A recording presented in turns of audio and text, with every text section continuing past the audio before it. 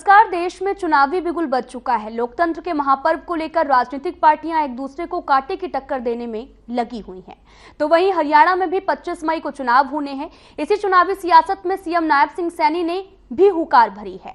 CM Saini ने नारनौंद में BJP की विजय संकल्प रैली में शिरकत की और लोकसभा प्रत्याशी रणजीत सिंह चौटाला के पक्ष में वोट की अपील की है। साथ ही विपक्ष पर तंज कसा। आखिर क्या कुछ कहा सीएम ने, देखिए हमारी इस खास रिपोर्ट में।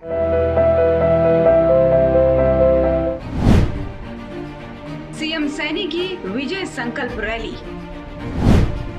रणजीत सिंह चौटाला के समर्थन में उतरे सीएम। बीजेपी प्रत्याशी के समर्थन में किया धुआंधार प्रचार। चुनाव को लेकर जनता से की वोट की अपील। सीएम ने जनता को गिनाए सरकार के कार्य। सीएम सैनी ने विपक्ष पर किया कटाक्ष। चुनाव को लेकर के सियासी दंगल जारी है। हरियाणा में जैसे जैसे चुनाव की तारीखें सामने आ रही हैं, उतने ही जोरों शोरों से पार्टियां तैयारियों में लगी हुई हैं। चुनाव को लेकर के हिसार के नारनौंद में बीजेपी की विजय संकल्प रैली निकाली गई। सीएम नायब सिंह सैनी ने लोकसभा प्रत्याशी रणजीत सिंह चौटाला के पक्ष में वोट की अपील की। रैली में मुख्यमंत्री नायब सिंह सैनी ने संबोधित किया।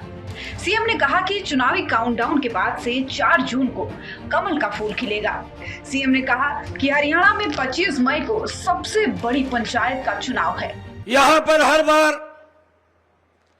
आने का मुझे मौका मिला है, परंतु आज मैं नारनौंद की सरदारी के बीच में आज एक विशेष इस देश के लिए भाइयों निवेदन करने के लिए आया हूं। आज 25 मई को देश की सबसे बड़ी पंचायत का चुनाव है। यह छोटा चुनाव नहीं है, यह गांव का चुनाव भी नहीं है, यह जिले ब्लॉक का चुनाव भी नहीं है। यह चुनाव यह इस देश की दिशा और दशा तय करने वाला चुनाव है। बड़ा महत्वपूर्ण चुनाव है भाइयों। निर्णय 25 मई को हमने करना है और मैं आप लोगों के बीच में ये बात कहने के लिए आया हूं कि भाइयों नरेंद्र मोदी जी ने पिछले 10 वर्षों के अंदर इस देश की दिशा और दशा तय करने का भाइयों एक विकास की गति करने का कार्य किया है। और अगर पिछला 55-60 सालों का कांग्रेस का शासन देखें और भाइयों 10 वर्षों का नरेंद्र मोदी जी का शासन देखें, जमीन आसमान का अंतर नजर आता है। भाइयों आज मैं आप लोगों के बीच में ये कांग्रेस घमंडिया गठबंधन के नेता उनके बारे में भी बताना चाहता हूं। भाइयों कैसे इस भारत की बागडोर इन घमंडिया गठबंधन के नेताओं के हाथ में हम सौंप सकते हैं।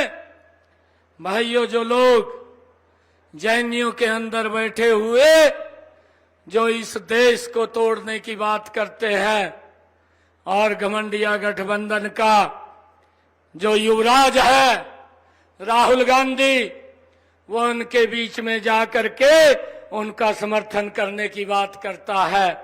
भाइयों कैसे सौंप दे। भाइयों केरल के अंदर ये इन्हीं घमंडिया गठबंधन की सरकार है, कांग्रेस की सरकार है। अभी आप लोगों ने 2 रोज पहले देखा है, वहां का जो सचिवालय है, उस सचिवालय के पास गौ माता को काट करके किस प्रकार से वहां पर घिनौना कार्य ये इन घमंडिया गठबंधन के लोगों ने किया है। भाइयों कैसे ये घमंडिया गठबंधन के लोग हम सब जानते हैं। भाइयों कश्मीर के अंदर जो हमारे कश्मीरी पंडित थे, किस प्रकार से भाइयों उनको कश्मीर से निकालने का काम किया, किस प्रकार से उनके ऊपर अत्याचार किए और वो अपना सारा घर बार जमीन को छोड़ करके उन्होंने टेंटों में रहना शुरू कर दिया। कैसे आपके ऊपर विश्वास कर लें भाइयों। परंतु अगर आप देखें अभी ये जो व्यक्ति जिसने वहां पर कश्मीरी पंडितों के ऊपर अत्याचार किया और जो अलगाववाद की नीति को पाकिस्तान के सह के ऊपर वहां आतंकवाद करने का काम, बढ़ाने का काम जो करता था यासीन मलिक, भाइयों वो कांग्रेस के समर्थन में दिल्ली में आकर के पोस्टर लगाता है कि कांग्रेस को वोट दें। कैसे कांग्रेस को वोट दें, इस बात के ऊपर भी विचार हम सब ने करना है भाइयों। कैसे कांग्रेस को वोट दें जो पाकिस्तान, अफगानिस्तान, बांग्लादेश जो हिंदू प्रताड़ित था और यहाँ पर citizenship amendment bill Narendra Modi ji लेकर के आए कि ऐसे प्रताड़ित हिंदुओं को सम्मान रूप से भारत के अंदर स्थान दिया जाएगा। मेरा आप लोगों से यही आग्रह है, एक एक वोट कमल के बटन का दबना भी है और दबवाना भी है। ये भयानक गर्मी का मौसम है, 25 मई को गर्मी का पीक का मौसम है। आप लोगों से अपील है, इस लोकतंत्र के पर्व के अंदर हम घर से निकल करके एक एक वोट कमल के बटन को दबाएं और यहां से सबसे बड़े बहुमत के साथ भाइयों रणजीत जी को कमल का फूल दे करके हमने दिल्ली में भेजना है। ये चुनाव देश की दिशा और दशा तय करेगी। रैली में मुख्यमंत्री नायब सिंह सैनी ने कांग्रेस पर निशाना साधा। सीएम ने कहा कि घमंडिया गठबंधन के नेता देश को तोड़ने की बात करते हैं। राहुल गांधी विदेश में जाकर के देश तोड़ने का समर्थन करते हैं। घमंडिया गठबंधन को जनता अब सबक सिखाएगी। और ये घमंडिया गठबंधन के लोग किस प्रकार से उसका विरोध किया, 6 महीने तक उन्होंने रोड को बंद करके रखा। भाइयों कैसे इन घमंडिया गठबंधन के लोगों को वोट दें, इसके ऊपर विचार करना है। भाइयों कैसे वोट दें, हमारा नौजवान बेटा, हमारा नौजवान भाई, भाइयों जो हमारी रक्षा सुरक्षा के लिए दिन रात बॉर्डर के ऊपर खड़ा रहता था, उसके ऊपर इनके समय में पत्थरबाजी होती थी। कैसे इनको वोट दे, परंतु नरेंद्र मोदी के समय के अंदर ना तो पत्थरबाजी दिखाई दी है, ना पत्थरबाज दिखाई दिए हैं। भाइयों ये ऐसी मजबूत सरकार इस देश के अंदर नरेंद्र मोदी जी के नेतृत्व में भाइयों आज मिली है। भाइयों कैसे इन लोगों को वोट दें। अगर इनकी सरकार आती है, एक गैस का सिलेंडर 3-3 दिन के अंदर मिलता है। भाइयों लोगों को लाइन में खड़ा रहना पड़ता है। ये कांग्रेस घमंडिया गठबंधन के लोग हैं। कैसे इन लोगों को वोट दें, ये हम सब जानते हैं। भाइयों अगर दूसरी तरफ हम देखें, नरेंद्र मोदी जी ने उस लाइन को तो खत्म किया, परंतु उस माता बहन के घर के अंदर भी गैस का कनेक्शन सिलेंडर पहुंचाया जिसके घर के अंदर गैस का कनेक्शन सिलेंडर नहीं था। भाइयों ये काम नरेंद्र मोदी जी ने 10 वर्षों के अंदर किया है। भाइयों जब इतने काम ये हमारी सरकार कर रही है, दूसरी तरफ घमंडिया गठबंधन के कार्यों की सूची है, उनके पास बताने के लिए कुछ नहीं है। और जब उनके पास बताने के लिए कुछ नहीं है तो आजकल उन्होंने झूठ का सहारा ले लिया है। और ये कांग्रेस का युवराज ये जनसभा में खड़े होकर के बोलता है कि आप मुझे वोट दे, मैं एक झटके के अंदर गरीबी को समाप्त कर दूंगा। भाइयों ये किस प्रकार का झूठ बोल करके देश के लोगों को बरगला करके उनका वोट लेने का काम ये लोग करते हैं। परंतु उसने अपने परिवार की तरफ नहीं देखा। उसकी दादी ने भाइयों 1970 के दशक में कहा था कि मैं देश से गरीबी हटाऊंगी, गरीबी हटाओ का नारा दिया था। 35 वर्ष तक देश के लोगों का वोट लेते रहे, परंतु गरीबी नहीं हटी। 35 वर्ष के बाद उसके पिता ने, राहुल गांधी के पिता ने भाइयों दिल्ली में बैठ करके कहा, मैं तो 1 रुपया भेजता हूं और नारनौंद में 15 पैसा लगता है। 85 पैसे कौन खा जाता था? किसके वेलफेयर पे खर्च होना था? कौन सी सुविधाओं के ऊपर खर्च होना था? इसकी चिंता नहीं की, परंतु लोगों को उनके हालात के ऊपर ही छोड़ने का काम ये कांग्रेस पार्टी ने किया है। और भाइयों ये युवराज बोलता है मैं एक झटके के अंदर गरीबी को समाप्त कर दूंगा। भाइयों कौन सा अलादीन का चिराग ले रहा है जिसको ये रगड़ करके गरीबी को समाप्त कर देगा? भाइयों गरीबी के प्रति मजबूत लड़ाई इन 10 वर्षों में नरेंद्र मोदी जी ने लड़ी है। आज उस गरीब व्यक्ति को 5 लाख रुपए का आयुष्मान कार्ड दे करके उसको सम्मान देने का काम ये नरेंद्र मोदी ने इन 10 वर्षों में किया है।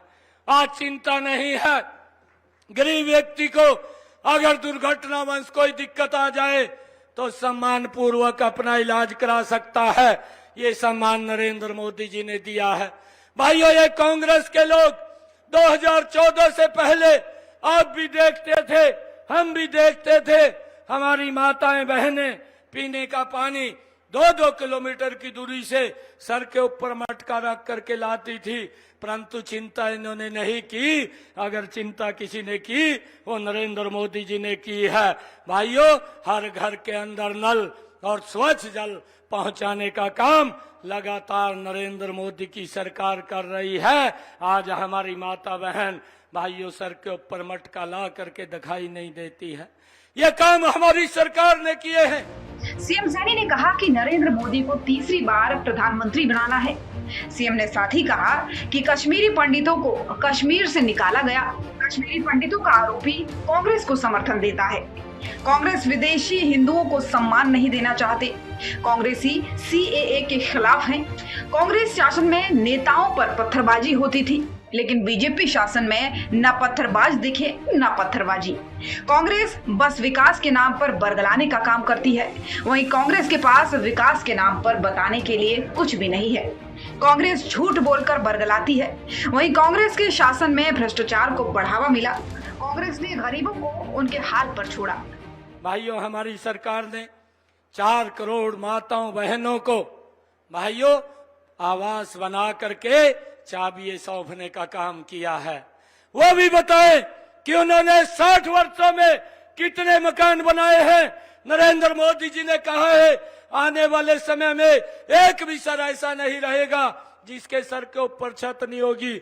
हर व्यक्ति को मकान बना करके देने का जिम्मा हमारी सरकार का है।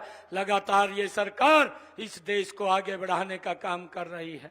भाइयों चाहे 50 करोड़ गरीब लोगों के जनधन खाते खोल करके उनको सम्मान देने का काम, बैंक में जाने का अधिकार अगर किसी ने दिया है ये नरेंद्र मोदी की सरकार ने दिया है।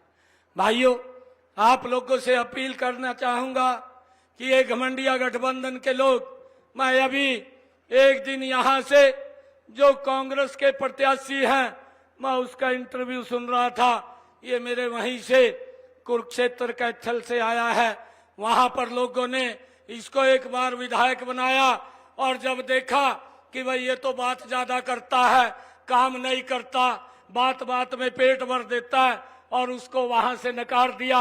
और जब वहां से नकारा तो ये आपके पास आ गया। निर्णय आप लोगों ने करना है कि ऐसे व्यक्ति को भाइयों हमने रखना है या इसको भी भाइयों राहुल गांधी के पास भेजना है। इस बात का आप लोगों ने फैसला करना है। भाइयों जो कांग्रेस का युवराज है, आप देख रहे हैं कांग्रेस की स्थिति क्या हो रही है और ये सरकार बनाने का दम भर रहे हैं।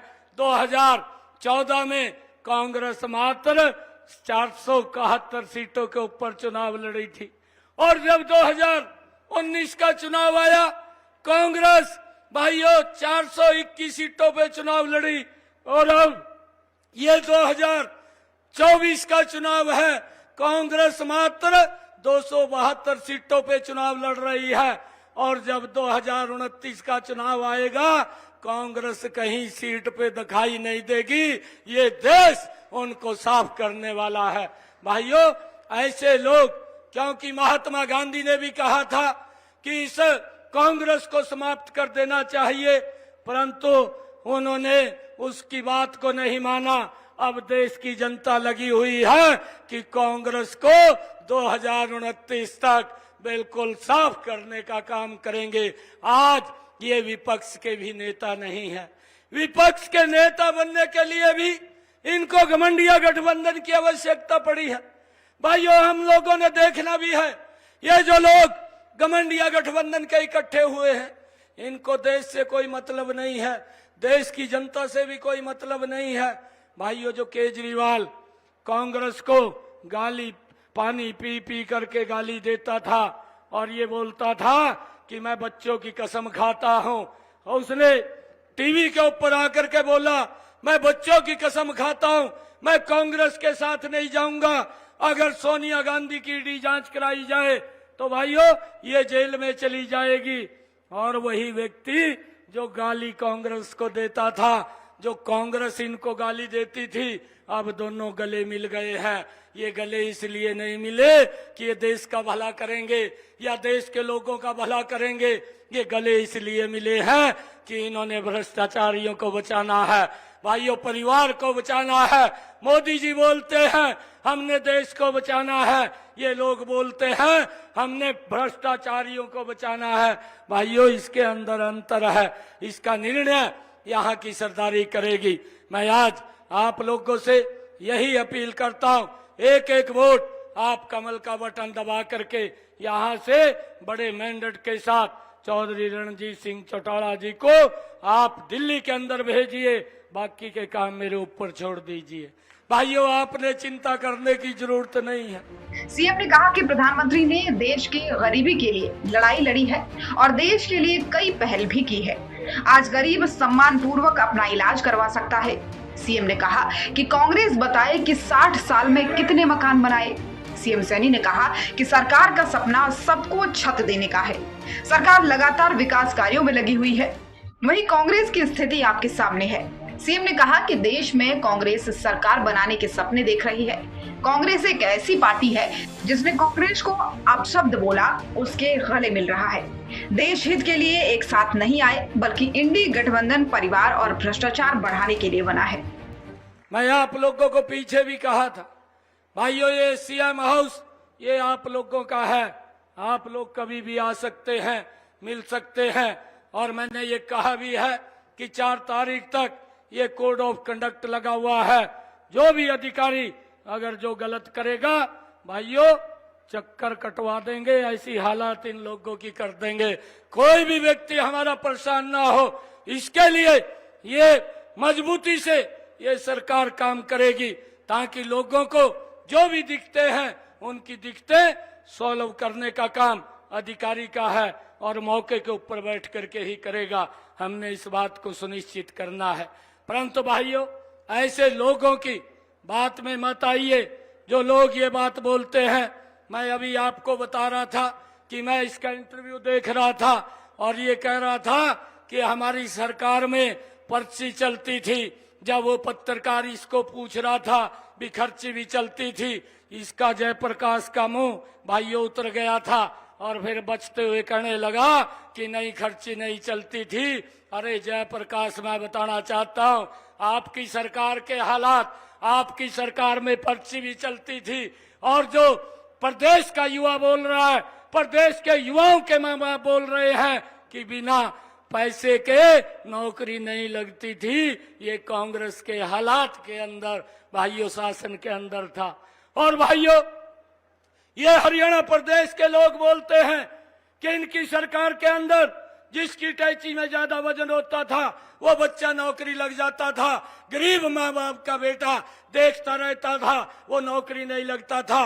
परंतु अब ये सिस्टम बना है, आज पूरे हरियाणा प्रदेश का युवा भी बोलता है, युवा का माँ बाप भी बोलता है कि आज बिना पर्ची बिना खर्ची के हरियाणा सरकार के अंदर नौकरी लग रहे हैं। भाइयों, ये सम्मान अगर किसी ने दिया, ये भारतीय जनता पार्टी की सरकार ने आप लोगों को दिया है। आइए, मैं आप लोगों से अपील करूंगा कि हम सब मिलकर के एक एक वोट भाइयों कमल का बटन दबा करके सबसे बड़े मैंडेट के साथ भाइयों चौधरी रणजीत सिंह चौटाला जी को यहां से जिता करके भेजिए। भाइयों, आपका बटन यहां दबेगा और उसकी ताकत मोदी जी के पास जाएगी, और जब मोदी जी के पास ताकत जाएगी, ये देश, ये दुनिया का भाइयों नंबर 1 का देश बनेगा। यहाँ जो लोगों के जो सुविधाओं के लिए अगर आज हम देखते हैं, चाहे रोड्स की बात कर लीजिए, चाहे भाइयों रेलवे कनेक्टिविटी की बात कर लीजिए, चाहे एयर कनेक्टिविटी की बात कर लीजिए, चाहे देश के अंदर नई यूनिवर्सिटी की बात कर लीजिए, चाहे देश के अंदर मेडिकल कॉलेज की बात कर लीजिए, चाहे देश के अंदर भाइयों नए एम्स की बात कर लीजिए, इन 10 वर्षों के अंदर देश एक विकास की गति के अंदर आगे बढ़ा है। इस गति को हमने बढ़ाना है। ये अपेक्षा हम कांग्रेस से नहीं कर सकते। कांग्रेस के समय में तो भाइयों विकास की गति रुकती है, भ्रष्टाचार की गति बढ़ती है। मोदी जी के शासन के अंदर विकास की गति बढ़ती है, भ्रष्टाचारियों के ऊपर नकेल कसी जाती है और फिर इकट्ठे हो जाते हैं। कोई तिहाड़ जेल के अंदर जाता है, किसी को ऊपर FIR होती है, और कोई जेल से बाहर आता है, कोई जेल में जाने वाला होता है। भाइयों, ये गवर्नमेंट गठबंधन के लोगों का सारा सिनेरियो है, आप लोगों के सामने है, परंतु निर्णय हम सब का है। भाइयों, हम देखते हैं अभी हमारे आदरणीय कैप्टन अभिमन्यु जी बोल रहे थे। भाइयों, यहाँ से जो आप लोगों ने आदरणीय दादा गौतम को चुना था, वो किस प्रकार से अपनी पीड़ा को जाहिर करता है और बोलता है, ये हम नहीं बोलते, वो बोलता है कलियो जीव गया और किसी को पूछा तक नहीं। भाइयों, ये इस प्रकार की हालत ये सेम कांग्रेस की भी है और ये हालत इन लोगों की भी है, परंतु भारतीय जनता पार्टी के अंदर समान रूप से भाइयों सबकी चिंता की जाती है, किसी की भी भाइयों अनदेखी नहीं होती। और मैं आप लोगों को एक विश्वास जरूर दिलाता हूं कि जो भी काम आप लोगों के होंगे 4 तारीख के बाद, उन सब कामों को करने का जिम्मा अब हमारा है। आप कभी भी आकर के मिल सकते हैं, बात कर सकते हैं, परंतु हमने नरेंद्र मोदी जी को मजबूती से तीसरी बार इस देश का प्रधानमंत्री बनाना है। भाइयों, 4 जून को जब रिजल्ट आएगा, देश नरेंद्र मोदी जी को 400 पार सीटें दे करके नरेंद्र मोदी जी को तीसरी बार इस देश का प्रधानमंत्री बनाने का काम करेगा।